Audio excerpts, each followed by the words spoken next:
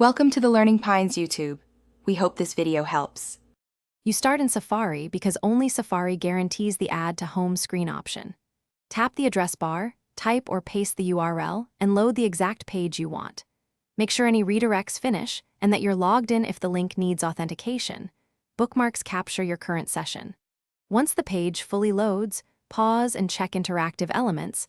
Some sites show a specific icon for progressive web apps, which changes how the shortcut behaves. You tap the share icon at the bottom, then scan the action row for Add to Home screen. If you don't see it, swipe the actions list left and tap More to enable it. Once selected, you'll see a preview and a file name. Edit that name to be short and recognizable because this becomes the home icon label.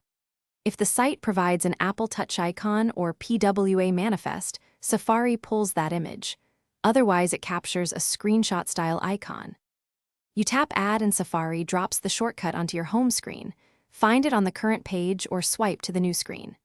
If you want it elsewhere, press and hold any icon until they jiggle, then drag this link into a folder or the dock and press Done.